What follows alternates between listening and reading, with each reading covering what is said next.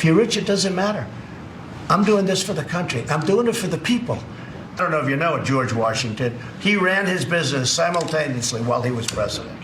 Many other presidents, there weren't too many really rich presidents, but there were a few. They ran their business. Hey, Obama made a deal for a book. Is that running a business? I'm sure he didn't even discuss it while he was president. He has a deal with Netflix. When did they start talking about that? That's only, a couple of examples. But other presidents, if you look, other presidents were wealthy.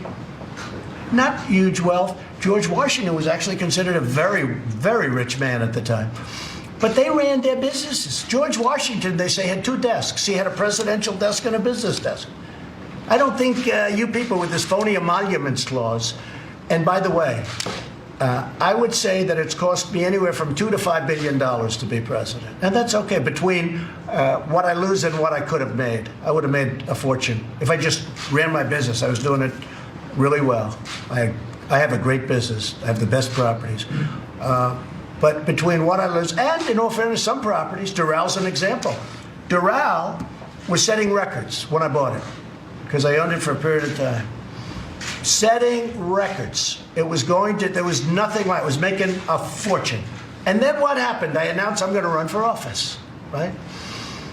And all of a sudden, I say, we got to build a wall, we got to have borders, we got to have this, we got to have that. All of a sudden, some people didn't like it. They thought the rhetoric was too tough.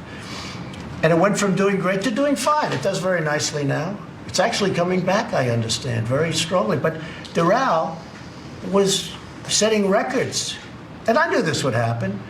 Most of the stuff that I have, because now instead of having 100% of the market that loves you and they love your brand and it's luxury and it's great, now you have 50% of the market. That's called politics. I fully understood that. So it's cost me between $2 billion and $5 billion.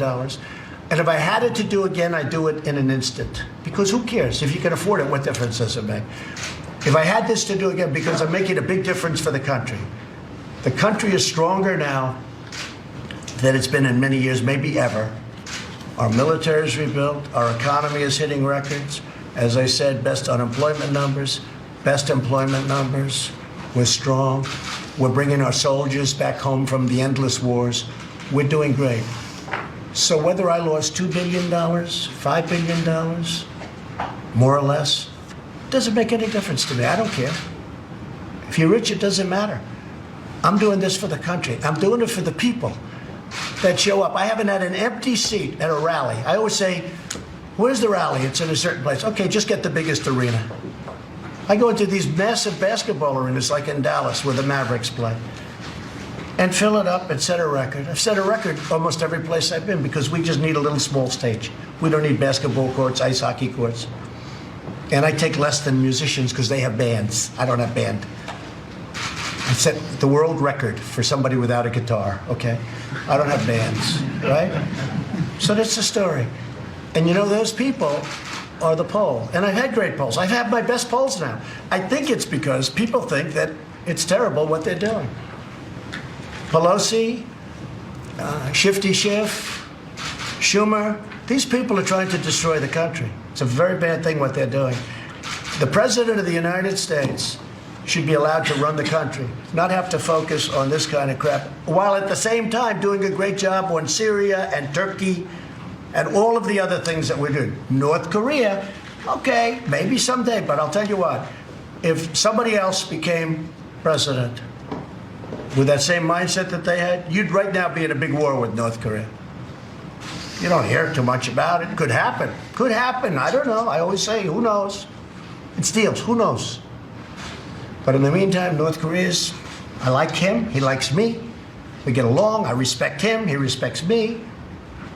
You could end up in a war. President Obama told me that. He said, the biggest problem, I don't know how to solve it. He told me he doesn't know how to solve it. I said, did you ever call him? No.